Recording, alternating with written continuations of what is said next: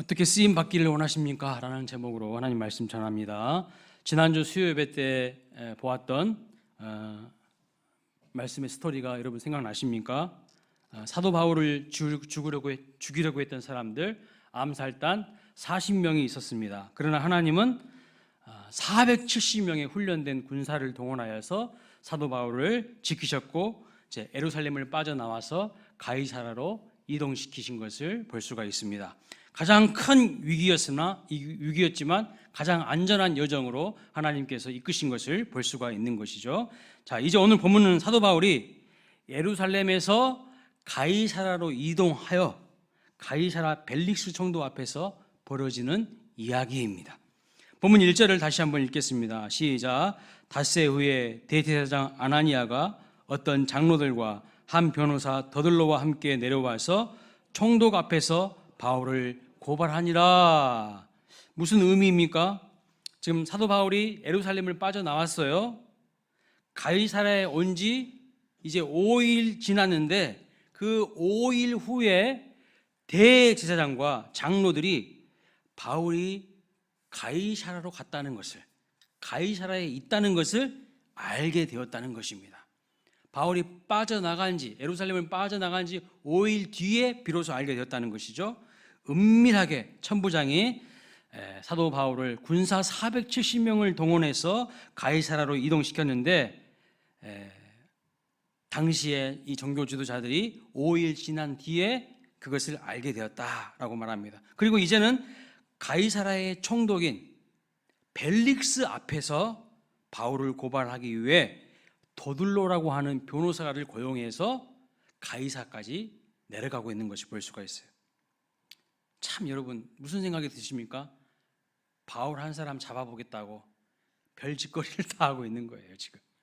바울 한 명 어떻게 해보겠다고 참 집요하고 끈질긴 것을 볼 수가 있어요. 아니 자기들이 사는 지역 지금 벗어났으면 뭔 상관을 합니까? 이제 됐다 싶을 텐데 사도 바울을 제거하기 위해서 가이사라까지 변호사까지 고용해가지고요 대동해서 또 간 거예요. 오늘 본문은 우리가 읽었지만 지금 계속 낯선 이름들이 등장하기 때문에 누가 누군지 잘 모르겠죠. 읽기는 읽었지만 잘 와닿지 않을 수가 있습니다. 그런데 사도행전을 기록한 누가가 사도행전을 기록할 당시에 그리고 처음 이 본문을 읽은 1차 독자들은요 총독 벨릭스 하면은 금방 누군지 알아요. 총독 벨릭스의 부인인 드루실라가 누군지를 길게 설명하지 않아도 그냥 딱 읽으면 알아. 그냥 말하면 바로 안다는 거예요. 우리는 엄청나게 세월이 흘러가지고 그 사람이 누군지 잘 모르니까요. 이렇게 이제 기록해 놓으면은 좀 긴 설명이 필요하죠. 자, 그래서 아는 사람들한테는 24장의 내용이 쉽게 이해가 되고 재미있는 스토리가 될 수 있지만 우리가 그때 태어난 것도 아니고 그 나라 사람도 아니고 그의 직접적인 후손도 아니고 우리 같이 배경 지식이 없는 사람들은요 읽어도 이게 뭔 소리인지 잘 이해가 안 되고 또 무슨 메시지인지 잘 깨닫지 못합니다. 그래서 제가 먼저 본문의 배경을 좀 설명해 드리겠습니다. 본문에 나온 인물에 대한 이야기를 먼저 설명하겠습니다. 벨릭스는 어떤 사람인가? 벨릭스는요 AD 52년부터 60년까지 로마 황제로부터 유대 총독으로 임명받은 사람입니다. 그리고 이 벨릭스는요 원래 처음부터 출신 성분이 좋은 집안이 아니에요. 노예 출신입니다. 노예 출신. 어떤 노예였냐면 로마 황제 어머니의 노예였습니다. 그런데 그 황제의 어머니에게 잘 보였던 것 같아요. 총애를 받아서 운이 좋게 노예 해방을 시켜줍니다. 그리고 이 벨릭스와 그의 형 팔라스라는 사람이 있었는데 노예에서 자유민이 되었을 뿐만 아니라 형은 황제의 어머니의 재정비서관이 돼요. 재정비서관이 되고 그 다음에 본인 이 벨릭스는요 유대의 총독으로 임명을 받게 됩니다. 한마디로 말하면요 노예 출신이 인생 역전하게 된 거예요. 대단한 사람이죠. 그런데 문제는 뭐냐면 이 사람이 유대 총독이 된 것이 자기가 실력이 있어서, 자기가 뛰어난 사람이어서 유대 총독이 된 것이 아니에요. 그저 황제의 어머니에게 잘 보여서, 아부를 잘해서, 그래서 이렇게 총독이 된 것이기 때문에 이 총독으로 재임하는 동안에 항상 그 유대 지역이요, 서요가 끊이지 않았어요. 쉽게 말하면 늘 데모가 있었다는 거예요. 데모가 매우 혼란하고 시끄러웠습니다. 서요가 그치지 않았습니다. 늘 백성들이 불만이 많고 데모를 하는 거예요. 특히 이 사람의 특징은 뭐냐면요, 돈과 여자를 밝히는 사람이야. 돈과 여자를 밝히는 사람. 그래서 오늘 본문에도 보시면 사도 바울에게 돈을 받을까 하는 마음으로 사도 바울을 여러 번 청해서 하나님의 말씀을 들었다고 기록하고 있지 않습니까? 심지어 도적대로부터요, 뇌물을 받고 그 도둑들을 방치한 사람입니다. 그래서 백성들의 아우성이 많고 데모가 늘어났는데, 또 이 데모를요, 너무 잔인한 방법으로 진압해서 로마 황제로부터 이제 벨릭스가 소환을 당하는 것을 볼 수 있어요. 벨릭스가 유대 총독의 직을 파면당하고 나중에 황제로부터 소환을 당해요. 그래서 오늘 보면 마지막 부분에 보시면, 마지막 절에 보시면 벨릭스가 황제에게 소환을 당하게 되고 총독이 베스도라는 사람으로 넘어가게 되는 것을 볼 수가 있습니다. 이렇게 포악한 학정을 했기 때문에 벨릭스가 총독에서 물러날 때에 사람들의 반응이 어땠을까요? 박수치고 환호하고 난리가 난 거예요. 너무 좋아한 거예요. 이 사람에 대해서 역사가 타투키스가 이렇게 기록하고 있습니다. 포악하고 음흉하며 노예의 마음으로 왕의 권력을 휘두른 사람이었다. 이 사람에 대한 역사가의 평가입니다. 또 하나의 문제는 돈을 밝히고 또 뭘 좋아한다 했어요? 여자를 좋아해요. 여자를 밝혀. 이 사람이 결혼을요 3번이나 합니다. 정상적인 사랑의 마음을 가지고 결혼을 한 게 아니에요. 타락한 욕정에 의해서 결혼을 3번이나 하게 돼요. 정상적인 사랑의 관계에서 이루어진 결혼이 아니에요. 오늘 본문에 등장하는 이 드루실라와 결혼 생활이요, 세상을 떠들썩하게 했습니다. 이 드루실라는 그럼 누구냐? 예수님 태어났을 때에 2살 이하의 아이들은 다 죽여라 라고 명령을 내렸던 황제가 누굽니까? 헤롯 대왕이에요. 헤롯 대왕. 여러분 성경에 보면요, 헤롯이 여러 번 등장하는데 다 다르다는 거 아십니까? 똑같은 사람이 아니에요. 근데 이 헤롯 대왕은 예수님이 태어났을 때 2살 이하의 아이들은 다 죽이라고 명령했던 사람인데요, 그 헤롯 대왕의 증손녀가 바로 드루실라예요. 자, 한번 가계도를 한번 보겠습니다. 잘 보이시는지 모르겠어요. 헤롯 대왕이 있고요, 그 다음에 드루실라가 있는데 드루실라는 저 밑에 쪽에 있어요. 드루실라의 아버지가 누굽니까? 헤롯 아그리파 1세예요. 그 헤롯 아그리파 1세가 누구를 죽인 사람이라고 나와 있어요? 야고보를 죽인 사람이에요.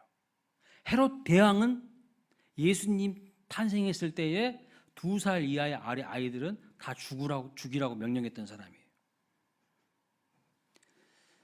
자, 근데 이 드루실라의 이름의 뜻이 무엇이냐면요, 이슬이에요. 이슬.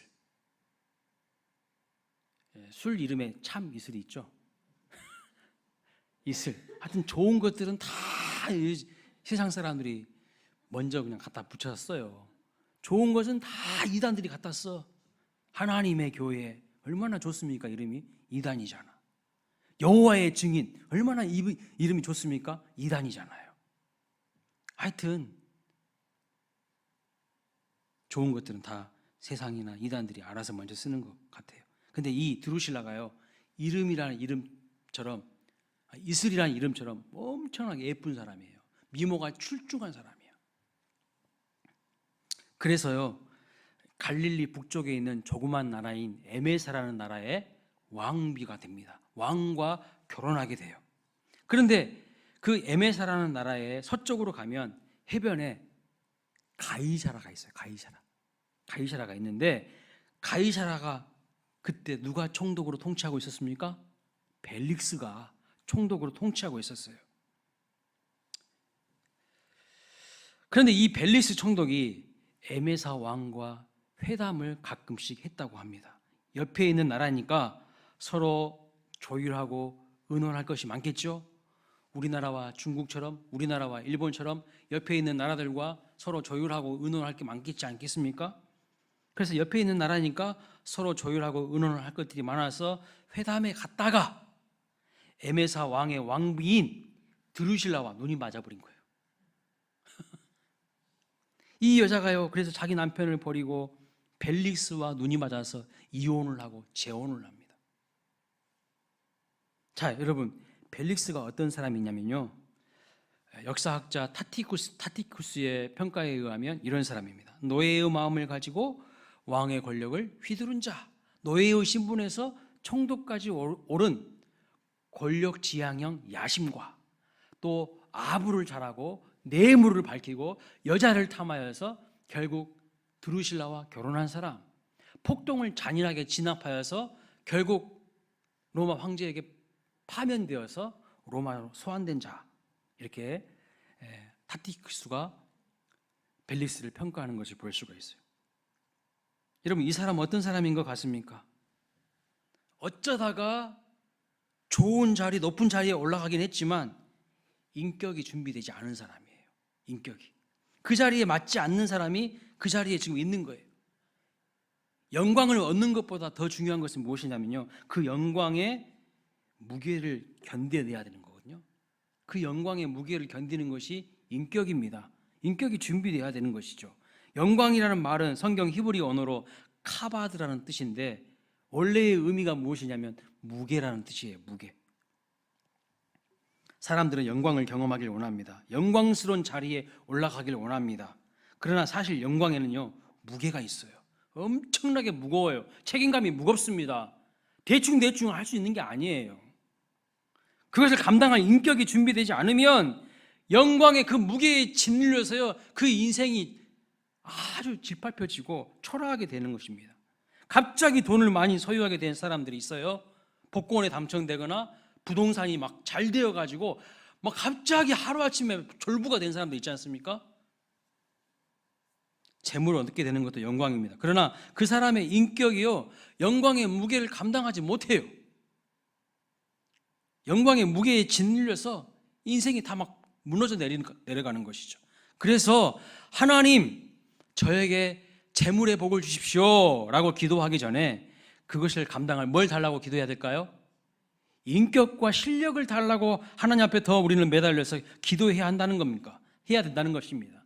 재물 주면 뭐합니까?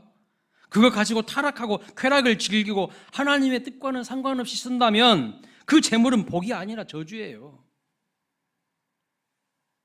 벨릭스가요, 그런 사람이었다는 거예요. 황제의 어머니에게 잘 보여서 총독의 자리에까지 올라갔지만, 영광스러운 자리에 올랐지만 그 무게를 감당할 인격과 실력은 전혀 준비되지가 않았어요. 오늘 우리는 이 말씀을 보면서 깨달아야 됩니다. 나는 과연 그 영광의 무게를 감당할 준비가 되어 있는 사람인가? 아니면 영광의 자리만 탐하는 사람인가? 실력도 없고 믿음도 없고 인격도 없으면서 자리만 탐하는 벨릭스와 같은 사람이 되어서는 안 된다는 것이죠. 벨릭스의 아내 두루실라 이야기도 좀 해보겠습니다. 이 여자요, 굉장한 미인입니다. 여인의 무기는 뭐예요? 미모이지 않습니까? 네. 헤롯 대왕의 증손녀예요.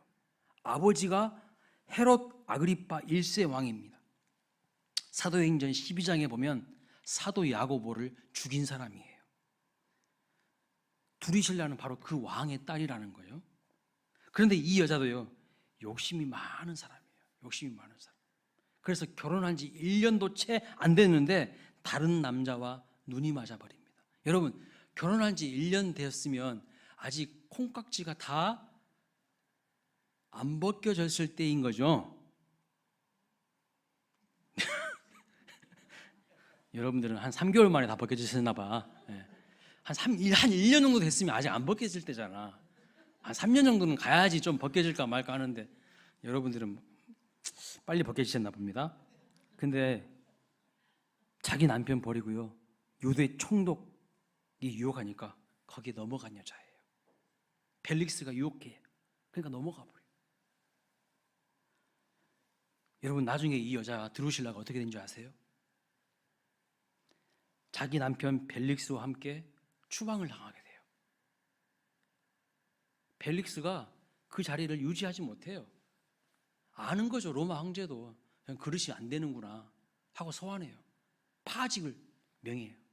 추방 당하게 되고, 나중에 폼페이 아시죠? 폼페이의 화산이 폭발하게 되는데, 그 폼페이 화산이 폭발할 때 한순간에 자기 아들과 함께 박제가 돼버린 여인이에요. 제가 지어낸 이야기가 아니라 역사학자들이 기록하고 있는 이야기예요. 여러분이 인터넷에 여러 가지 그 사이트에 드루실라라고 한번 검색을 해보세요. 그러면 역사적으로 이 여자가 어떤 사람인지 쫙 설명이 되어 있어요. 벨릭스가 어떤 사람인지 쫙 설명이 되어 있어요. 지어낸 이야기가 아니라 역사적 사실이라는 거예요. 자, 이런 배경 지식을 가지고 본문으로 한번 들어가 보겠습니다. 본문 2절 3절 말씀 보십시오. 같이 한번 읽어볼까요? 시작. 바울을 부르매 더둘로가 고발하여 이르되, 벨릭스 각하여, 우리가 당신을 힘입어 태평을 누리고 또 이 민족이 당신의 선견으로 말미암아 여러 가지로 개선된 것을 우리가 어느 모양으로나 어느 곳에서나 크게 감사하나이다 그랬습니다. 여러분, 배경 지식을 모르고 읽었을 때는요, 이것이 지금 뭔 말이지?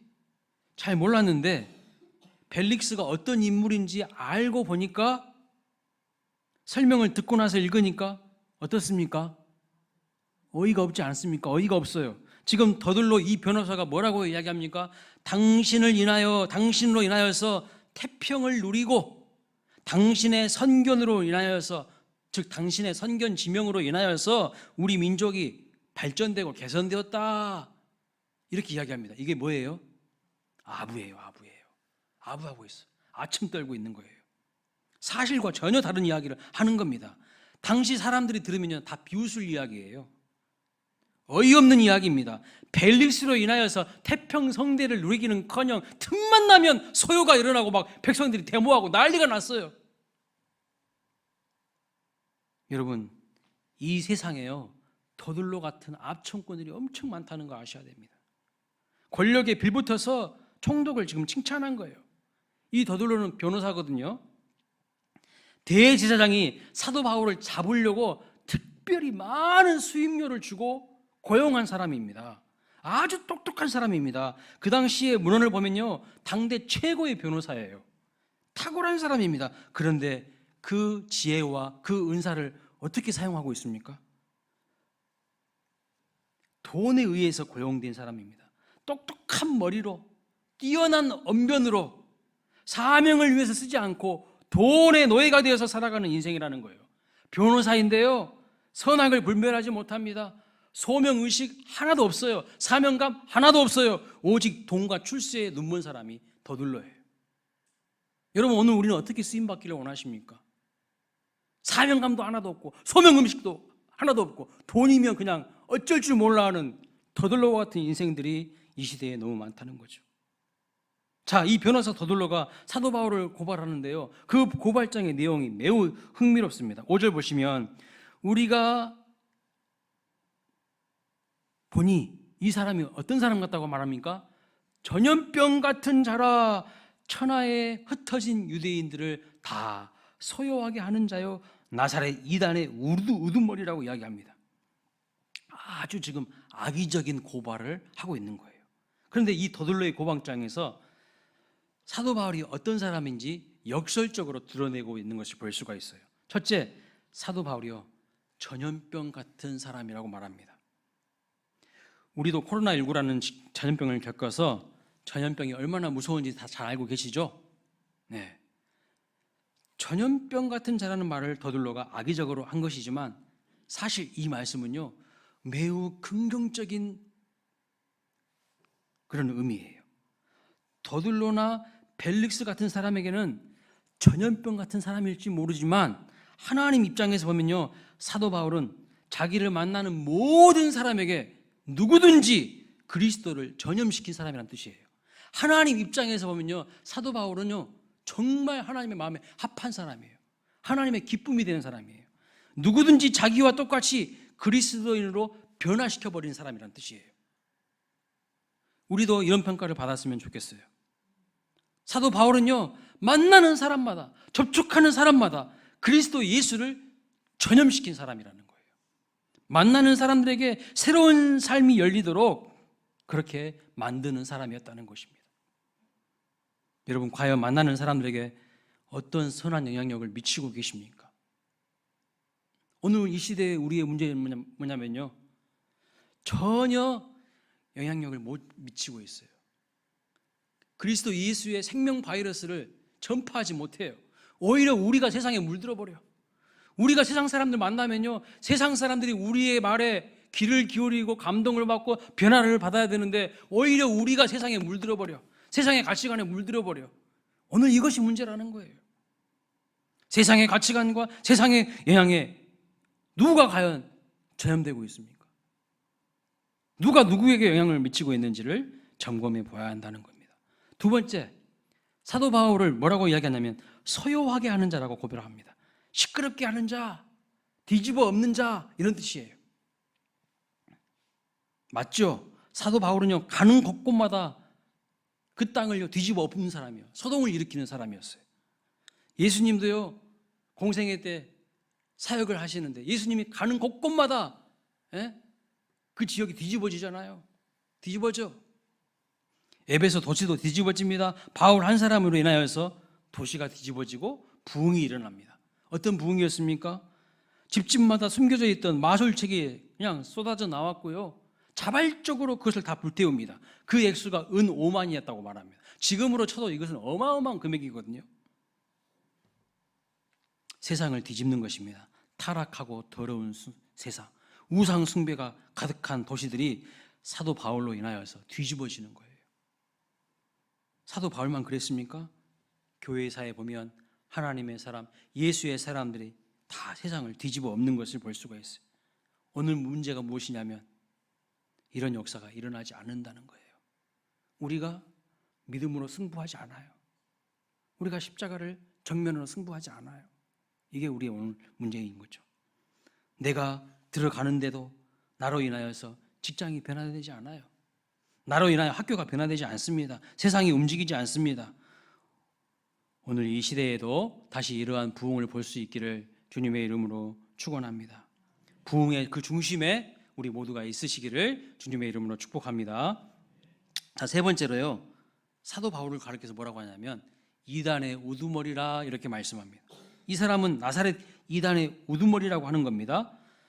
사도 바울은 그들이 보기에도 지금 어떻게 보였다는 거예요?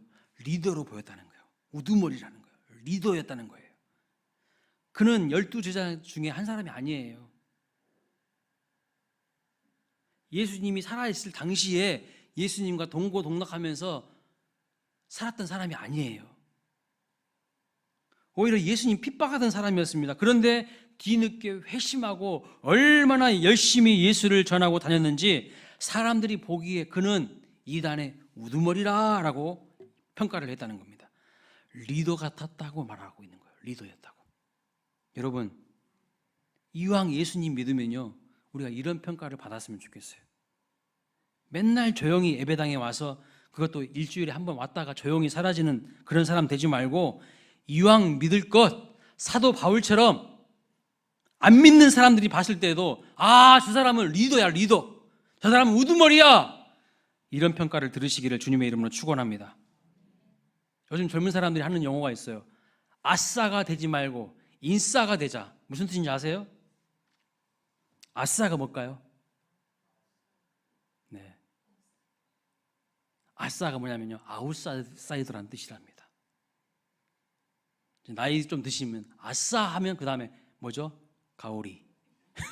그럼 나이 드신 분이야. 이런 분들은 아싸 한 다음에 가오리가 나오면 나이 드신 분들이고, 젊은 20대들은 아싸 하면 아웃사이더, 인싸 하면 인사이더, 중심인물, 핵심 인물이란 뜻이에요. 젊은이들 용어도 좀 알아야 됩니다. 대화하려면. 여기 수협에 오시는 모든 분들은 아싸가 아니라 인싸이심을 믿습니다. 여러분들은 다 인싸야. 네. 여러분들 아무 문제 없어. 이 자리에 안 오신 분들이 조금 문제가 있지. 유튜브로 예배 보시는 분들 예배당으로 나오십시오. 코로나 다 끝났어 이제. 에? 안 나오시면 유튜브 다 끊어버릴 거야. 지금 본문에요, 더들로가 악의적으로 사도 바울을 고발했지만 역설적으로 너무나도 많이 은혜가 돼요. 우리도 이왕이면 만나는 사람들에게 예수 그리스도를 전염시키는 영향력 있는 사람이 되면 얼마나 좋겠습니까? 그냥 예수님 믿는 거 우두머리가 돼야죠. 리더가 돼야 되죠. 있으나마나 하는 사람 되면 안 된다는 겁니다. 우리도 내가 들어가는 곳마다 새로운 변화의 역사가 나타난다면 하나님께서 얼마나 기뻐하시고 하나님께서 얼마나 나를 주목해 보시겠습니까? 이렇게 쓰임받는 저와 여러분 되시기를 주님의 이름으로 축복합니다. 자, 이제 사도 바울의 변론이 10절부터 13절까지 나옵니다. 한마디로 말해서 더들로의 고발 내용이 전혀 사실과 부합되지 않는다라고 아주 체계적이고 사실적으로 이야기하는 것을 볼 수 있어요. 그런데 14절부터 16절 말씀을 보시면 사도 바울이 고백하는 것이 있습니다. 같이 한번 읽어보겠습니다. 시작. 그러나 이것을 당신께 고백하리이다. 나는 그들이 이단이라 하는 도를 따라 조상의 하나님을 섬기고 율법과 선지자들의 글에 기록된 것을 다 믿으며 그들이 기다리는 바 하나님께 향한 소망을 나도 가졌으니 곧 의인과 악인의 부활이 있으리라 함이니이다. 이것으로 말미암아 나도 하나님과 사람에 대하여 항상 양심에 꺼리낌이 없기를 힘쓰나이다. 그랬습니다. 여러분, 이 사도 바울의 고백이 얼마나 은혜가 됩니까? 사도 바울이 말합니다. 나는 도를 따라 산다. 여기 도라는 것은요, 길을 말하는 거예요. 길도자예요. 어떤 길입니까? 나는 예수의 길을 따라 살아가는 사람이다. 나는 십자가의 길, 예수의 길, 좁은 길, 믿음의 길을 따라서 살아가는 사람이다. 이런 고백이에요. 예수의 사람들은요, the way, 그 길을 따라 살아가는 사람들인 거예요. 예수님께서 말씀하셨죠. 요한복음 14장 6절에 나는 곧 길이요 진리요 생명이니 나로 말미암지 않고는 아버지께로 올 자가 없느니라. 그렇게 말씀하셨어요. 예수님 자신을 길이라고 하셨어요. 하나님께로 나아가는 길이에요. 그런데 성경 원문에 보니까 영어로 표현하면 그 길 앞에 정관사 더가 딱 붙어 있어. 그러면 무슨 뜻이냐면 유일한 길이라는 거예요. 길이 많이 있는데 그 중에 하나가 아니라 유일한 길이에요. 유일한 길. 다른 어떤 길로는 구원에 이를 수 없고 하나님 앞에 나아갈 수가 없다는 겁니다. 이 길을 찾지 못해서, 이 길을 만나지 못해서 수많은 사람들이 인생을 방황하는 거예요. 삶의 목적지가 흐리멍텅해. 삶의 목표가 흐리멍텅하다고요. 예수 그리스도를 만나지 못하니까요. 우리가 걷는 이 길이 좁은 길, 십자가의 길일지라도 그 길 끝에서 영광의 주님을 만난다는 것을 반드시 믿으시기 바랍니다. 두 번째는요, 하나님을 섬기는 사람이라고 고백합니다. 여러분, 하나님은 나의 섬김을 받으시는 분이십니다. 오해하시면 안 돼요. 하나님은 나의 소원을 들어주는, 나를 섬기는 분이 아니에요. 하나님이 나를 섬기는 분이 아니고 내가 하나님을 섬겨야 한다는 거예요. 우리가 하나님을 섬겨야 한다는 거예요. 우리가 하나님을 섬기는 겁니다. 셋째로 뭐라고 고백하는가? 나는 성경을 온전히 믿는다고 고백합니다. 여러분, 하나님은 율법과 선지자들의 글에 기록된 것을 다 믿는다고 사도 바울이 고백하고 있죠. 오늘 우리도 창세기부터 요한계시록까지 모든 하나님의 말씀을 있는 그대로 믿으시기를 주님의 이름으로 축복합니다. 사도 바울은요, 나는 하나님을 향한 소망을 가졌다, 이렇게 고백하고 있어요. 여러분, 세상을 향한 소망이 아니라 하나님을 향한 소망이 있으시기를 주님의 이름으로 축원합니다. 사도 바울은요, 하나님과 사람에 대하여서 항상 꺼리낌이 없기를 힘쓴다고 고백합니다. 그 사도 바울의 고백이 오늘 우리의 고백이 되시기를 주님의 이름으로 축원합니다. 자, 사도 바울의 고백을 이렇게 딱 듣다 보니까요, 사도 바울의 해명을 다 듣다 보니까 벨릭스가 어떻게 반응합니까? 이 사람 보니까 죄가 하나도 없는데 왜 여기 잡혀온 거야? 벨릭스가 지금 이렇게 반응하는 거예요. 그래서 명령합니다. 23절 말씀 보세요. 백부장에게 명하여 바울을 지키되 자유를 주고 그의 친구들이 그를 돌보아 주는 것을 금하지 말라 하니라. 사도 바울의 이야기를 천천히 들어보니까요, 사도 바울이 잘못한 것은 하나도 없는 거야. 여기까지 온 것이 이상한 거죠. 벨릭스도요. 결국 무슨 뜻이냐면 재판에서 사도 바울이 승리한 거예요. 문제는 근데 그 다음입니다. 24절부터 이제 사도 바울이 벨릭스 총독을 만나게 되는데 24절부터 27절의 내용이 아주 중요합니다. 24절 말씀 보겠습니다. 같이 읽어볼까요? 시작. 수일 후에 벨릭스가 그의 아내 유대 여자 두루실라와 함께 와서 바울을 불러 그리스도 예수 믿는 도를 듣거늘. 벨릭스가요, 자기 아내와 함께 사도 바울을 불러가지고 그리스도 예수 믿는 도에 대해서 듣습니다. 기독교에 대해서 듣는 거예요. 복음에 대해서 듣는 거예요. 그런데 여러분, 사도 바울이 어떻게 설교하는지 잘 보십시오. 25절 말씀 읽어보겠습니다. 시작. 바울이 의와 절제와 장차 오는 심판을 강론하니 벨릭스가 두려워하여 대답하되 지금은 가라. 내가 틈이 너를 부르리라 하고, 내가 틈이 있으면 너를 부르리라 하고 그랬어요. 바울이 무엇을 벨릭스와 드루실라에게 전합니까? 의와 절제와 장차 올 심판에 대해서 강론한다는 거예요. 우리가 처음 이 본문을 읽을 때는요, 별로 다가오지 않은 부분이에요. 그런데 벨릭스와 드루실라가 어떠한 삶을 살았는지를 우리가 지금 알게 되었잖아요. 그리고 알게 되고 오늘 본문을 읽으면요, 이 말씀은요, 놀라운 이야기예요. 벨릭스는요, 잔인함과 탐욕으로 악명이 높은 불의한 사람이에요. 악독한 사람이라고요. 백성들이 데모하니까 그것도 완전히 막 강하게 진압해가지고 문제를 더 심하게 일으킨 사람이라는 거예요. 그런데 그 사람 앞에서 사도 바울이 예수 믿는 도에 대해서 설교를 하는데 다름이 아니라 의로움에 대해서 설교를 하는 겁니다. 의로움에 대해서. 벨릭스와 드루실라의 결혼이요, 결코 의롭지 않은 결혼 생활이었거든요. 바람나서 눈 맞아가지고 본래 있는 남편 버리고 본래 있는 처 버리고 이렇게 된 거예요. 결코 의롭지 않는 결혼이었어요. 그들 앞에서 당당하게 의로움에 대해서 설교합니다. 그 두 사람의 결혼이 정욕을 절제하지 못한 결과 이루어진 결혼이거든요. 그런데 그 두 사람 앞에서 절제에 대해서 설교하는 거예요. 그 두 사람 앞에서 회개하지 않으면 결단코 하나님의 심판이 있을 것이라고 강력하게 경고하는 설교를 하는 것입니다. 대단한 바울이죠. 여러분, 지금 바울은요, 죄수의 신분으로 끌려왔는데 총독 앞에서 이렇게 이야기할 수 있을까요? 우리 같으면 이렇게 이야기할 수 있습니까? 사도 바울은 의롭지 못하고 절제하지 못하며 심판을 두려워하지 않는 자기 멋대로 살아가는 이 벨릭스와 드루실라 앞에서 돌직구를 던져버리는 거예요. 돌직구를. 예? 너 똑바로 들어. 너 지금 불의한 결혼 생활 한 거야. 절제하지 않고 회개하지 않으면 너는 심판이 있을 거라고 당당하게 이야기하는 거예요. 그러니까요, 벨릭스가 듣다가 그 마음이 막 두려운 거예요. 큰일 나겠는데?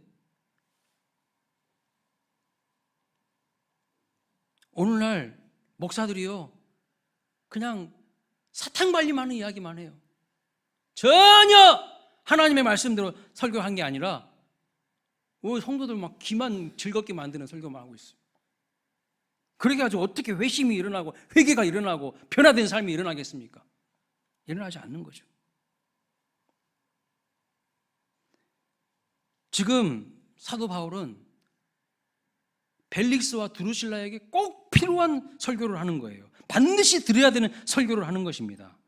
변호사 더들로는요 벨릭스에게 온갖 아첨하는 말, 아부하는 말을 했지만 바울은요 과감없이 죄를 지적하는 거예요.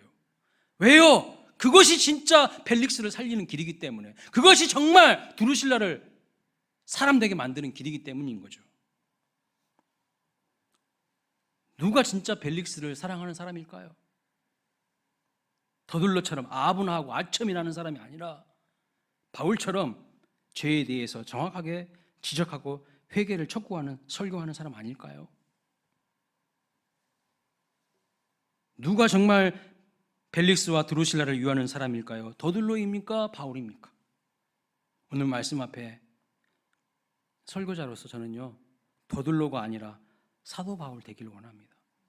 과감하게 하나님 말씀 전하기를 원합니다. 때로는요 여러분의 마음에 상처를 줄 수도 있어요. 왜 목사님은 저렇게만 설교할 수밖에 없어? 이런 마음 들 수도 있어요. 그러나 저는 여러분을 정말 사랑하는 마음으로 성경이 말하는 그대로 전하기를 원합니다. 사탕 발림이나 하면서 귀에 듣기 좋은 이야기만 하면서 좋은 것이 좋은 것이요, 그게 아니에요. 아첨하는 말을 하는 것이 아니라 하나님이 여러분에게 들려주시기 원하시는 그 말씀 전하기를 원합니다. 근데 정말 안타까운 것은 무엇입니까? 당대 최고의 복음 전도자이고 설교자이고 대학자가 바로 앞에서 1대1로 지금 레슨을 해주고 있는 거예요. 설교를 들려주고 있어도 두려운 마음이 있긴 있었지만 회개하지 않은 거예요.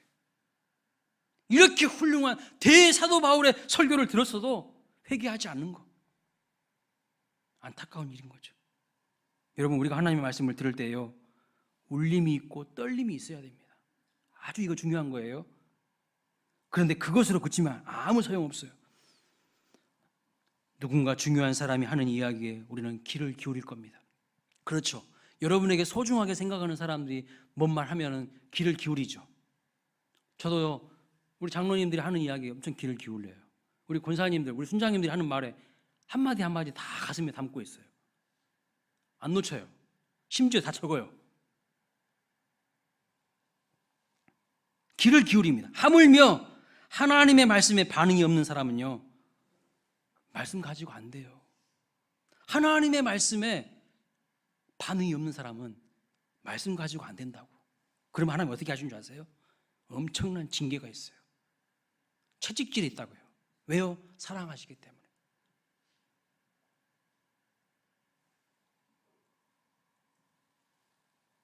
벨릭스는 계속 회개할 기회를 다음으로 미루는 거예요. 벨릭스가 무엇이라고 이야기합니까? 25절 말씀 보면 지금은 가라, 내가 틈이 있으면 너를 부르리라. 그리고 26절을 보면요 그가 바울을 부른 이유가 뭡니까? 그에게서 돈을 받을까 하는 잘못된 동기와 욕심에서 바울을 부른 거예요. 어처구니가 없어요. 왜 사도 바울에게 돈이 있다고 생각했을까요? 17절 말씀 보면 그 이유가 나옵니다. 사도 바울이 변론 중에 무슨 이야기를 했냐면 내가 내 민족을 구제할 재물을 가지고 왔다고 이야기하거든요. 예루살렘에 기근이 들어가지고 예루살렘 교회가 힘드니까 이방 지역에 이제 갓 개척된 교회들이 헌금을 모아가지고 사도 바울 편에 주지 않았습니까? 그러니까 사도 바울에게 뭐가 있는 거예요? 헌금이 있는 거예요. 그 헌금 가지고 있다는 소리 듣고 벨릭스가 거기에 눈 멀어가지고 그거 뜯어내려고 계속 부른 거예요. 말씀을 듣는 동기가 아주 잘못되어 있다는 거예요. 오늘 우리도요 이런 식으로 예배의 자리에 나오면 큰일 납니다. 욕심 때문에 종교 생활하는 사람들이 의외로 있더라고요. 마치 보험 드는 것처럼 종교 생활하는 사람들이 있어요. 다 벨릭스와 같은 부류의 사람들이에요.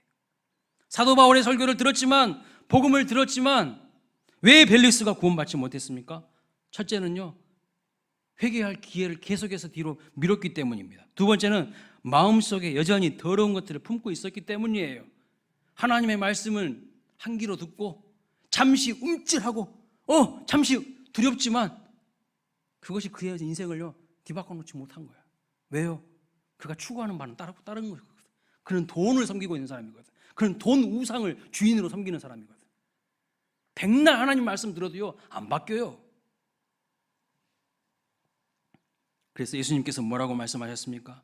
마태복음 13장에 보시면 아무리 좋은 하나님의 말씀을 들어도 그 마음밭이 가시밭 같아서 세상의 염려와 재물에 대한 마음이 있으면 결단코 결실하지 못한다고 예수님께서 경고하면서 말씀하셨어요. 아무리 탁월한 사도 바울이 지금 복음을 전하는 거예요. 대사도 바울이 복음을 전하는데도 마음이 안 바뀌어. 여전히 마음은 콩밭에 있어요. 결단코 결실하지 못한 심판받을 인생이라는 거죠.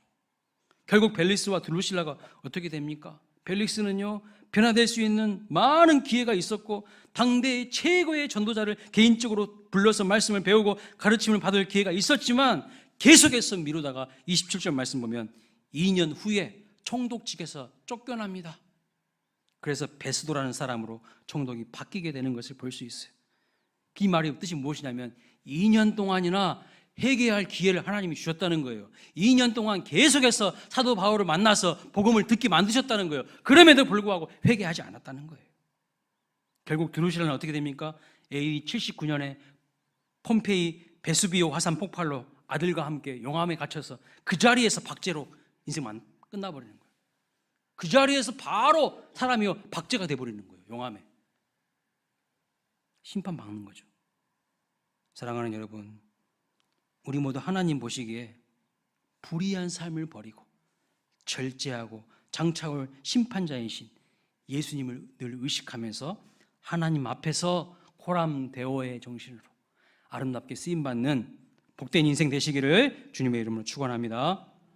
아멘. 한번 우리 같이 이 말씀 붙잡고 같이 기도하기를 원합니다. 기도 제목 한번 띄워주시면 좋겠네요. 우리 같이 화면에 나온 기도 제목 보면서 오늘 말씀 기억하면서 한번 우리 주여 부르고 같이 기도하겠습니다. 주여 하나님 아버지, 벨릭스처럼 우리가 영광의 자리에 올랐지만 그 영광의 무게를 감당한 인격이 준비되어 있지 않고 믿음이 없어서 하나님 아버지 헛되고 헛된 것들만 구하는 우리의 삶이 되지 않기를 원합니다. 우리가 진정 그리스도의 성품과 인격을 소유한 자들이 되게 하여 주시옵소서. 사도 바울처럼 만나는 많은 사람들을 그리스도 예수의 사람으로 변화시키는 영향력 있는 사람들이 되게 하여 주옵소서. 그리스도 예수의 선한 바이러스를 전염시키는 자들로 우리를 사용하여 주시기를 원합니다. 우리가 기왕 예수님 믿는 거 정말 하나님 리더로서 중심 인물로서 인사이더로 하나님 앞에 쓰임받기를 원합니다. 한 번뿐인 우리의 인생 하나님의 영광을 위하여 아름답게 쓰임받는 저희들의 삶이 되게 하여 주시옵소서. 종교생활하는 자들이 아니라 더 웨이 주님의 길을 걷는 자들이 되게 하여 주옵소서. 그 생명의 길, 그 믿음의 길, 그 십자가의 길, 그 예수의 길을 따라서 걸어가는 하나님의 사람들 되기를 원합니다. 온 맘 다하여 섬기는 자들이 되게 하여 주옵소서. 하나님을 온 맘 다하여 섬기는 자들이 되게 하여 주옵소서. 벨릭스처럼 회개하고 변화될 기회가 왔지만 미루는 사람이 아니라 결단하고 새롭게 변화되기 위해서 더욱 주님의 말씀을 사모하고 몸부림치는 우리의 삶이 되게 하여 주옵소서.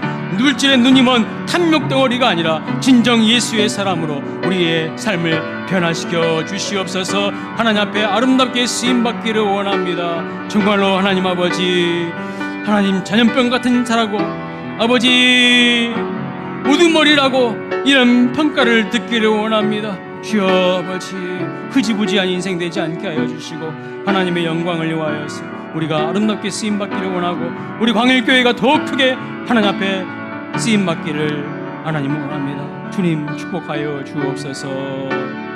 주님, 우리 교회에 벨릭스와 드루실라 같은 사람 단 한 사람도 없게 하여 주시옵소서.